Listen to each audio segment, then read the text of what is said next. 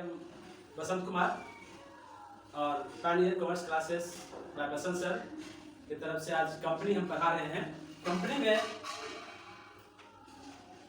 में हम इसकी परिभाषा अगर जाने तो देखते हैं कंपनी एक संयुक्त पूंजी वाली कंपनी जो है उसका अर्थ समान उद्देश्य के लिए निर्मित व्यक्तियों के एक ऐसे संघ या संस्था से है जिसकी पूंजी अंशों में विभाजित होती है।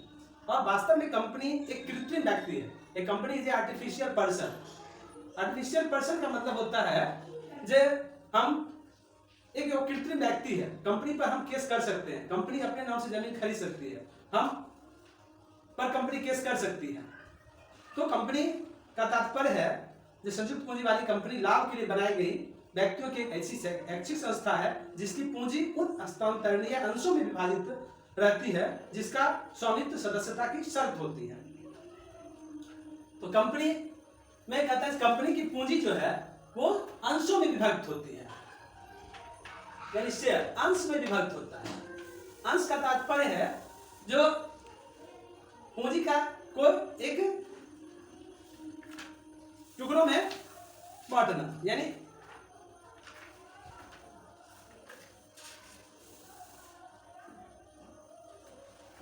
अंश जो है उसमें कहता है capital of A company divided into units of small denomination, each unit is called a share. यानी पूंजी जो है, पूंजी सामान्यतः पूंजी से अभिप्राय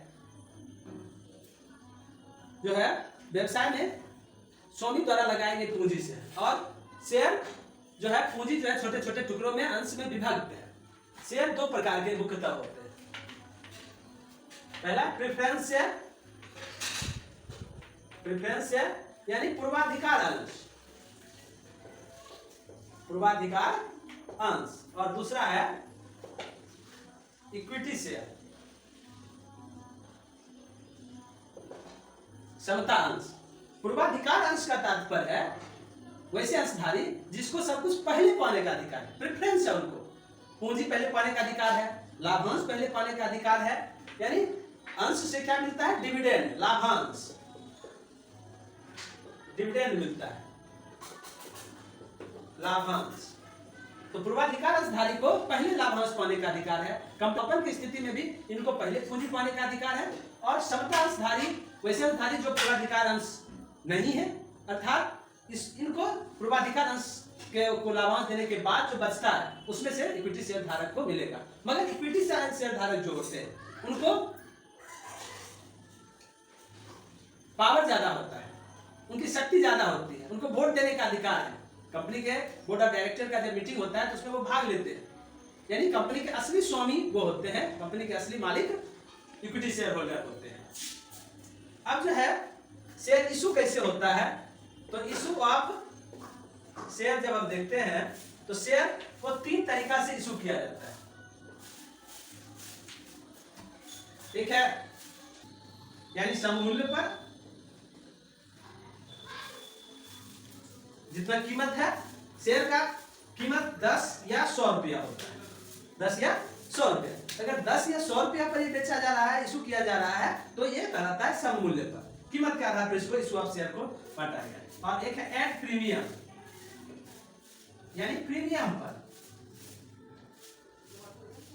10 रुपया में 2 रुपया अगर बढ़ा दिया गया तो ये 12 रुपया, यही 2 रुपया क्या हुआ? प्रीमियम हुआ।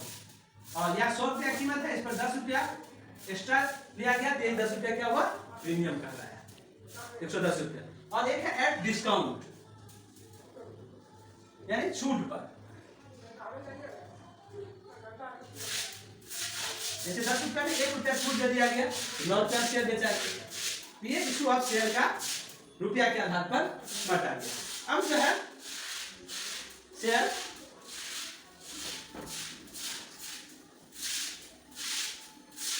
अब देखते हैं इसको,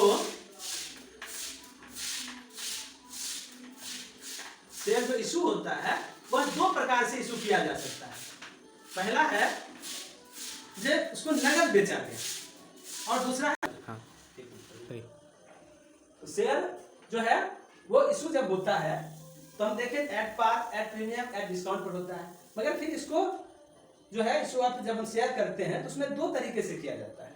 एक है जो वन टाइम लिया जाता है, जिसको हम लमसम मेथड कहते हैं। Issue of share payable in lump sum, संपूर्ण राशि एक किस्त में, संपूर्ण राशि एक किस्त में भुगतान, और एक है एक से अधिक किस्तों में भुगतान, एक से अधिक किस्त यानी ये इंस्टॉलमेंट में, एक से अधिक किस्तों में भुगतान। कहने का तात्पर्य है issue of share payable in lump sum, issue of share payable in lump sum, और दूसरा है जो इंस्टॉलमेंट में, issue of share payable in installment, एक से अधिक किस्तों में भुगतान। तो जब एक मुश्त में पैसा लिया जाता है तो एक बार में सारा पैसा लिया जाता है, और दूसरा है किस्तों में। हालांकि अब शेयर ऑनलाइन खरीद बिक्री होने के कारण ज्यादा एक किस्त में ही लिया जा रहा है, मगर आपके सिलेबस में ये भी पढ़ना है एक से अधिक किस्तों में भी भुगतान जो होता है। उस किस्त के बारे में हम थोड़ा सा चर्चा कर लें। जो किस्त है वो किस प्रकार का है। तो इंस्टॉलमेंट जो है वो कितने प्रकार की, तो टाइप्स ऑफ इंस्टॉलमेंट, किस्त के प्रकार।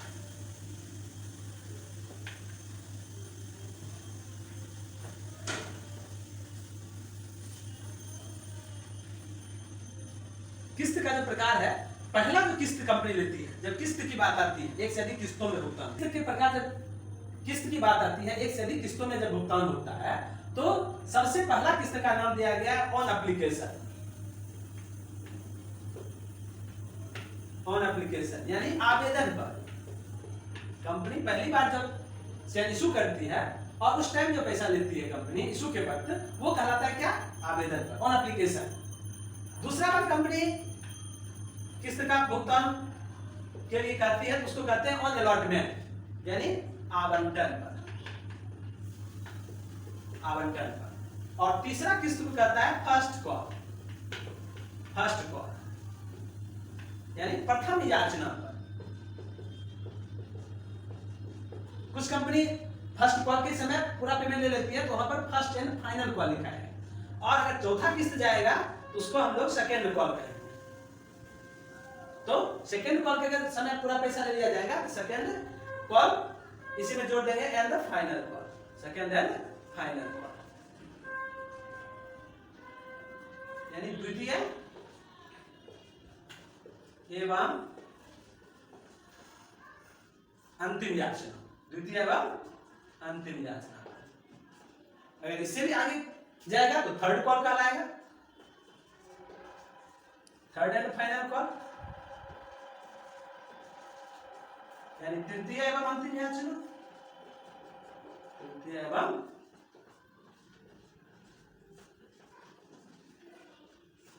अंतिम याचना। संपूर्ण राशि एक मुश्त में एक किस्त में जब भुगतान होगा तो उसमें जर्नल एंट्री होगा, आपका जर्नल एंट्री जो होगा, सबसे पहला है जर्नल एंट्री जब रुपया आने पर, ठीक है, तो रुपया जब आएगा तो आवेदन पर पैसा आएगा, आवेदन राशि प्राप्त होने पर, ठीक है, ऑन रिसीविंग एप्लीकेशन मनी, आवेदन राशि क्या होने पर, प्राप्त होने पर, ठीक है।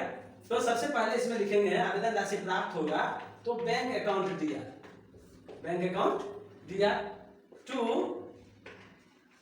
Share application and allotment account. यहां पर एप्लीकेशन एंड अलॉटमेंट लिखा है, दोनों, यानी अप्लाई भी होगा और शेयर उसको अलॉट भी होगा, ठीक है। जैसे लिख देंगे being application money received on इतना share at the rate of RS dash each। फिर दूसरा एंट्री इसमें होगा, इसमें दो एंट्री होगा, ठीक है। आवेदन की स्वीकृति यानी आवेदन स्वीकृत हुआ उसको और अलॉट हुआ, ठीक है। तो for application and allotment of share and transfer of application money in share capital account, ठीक है।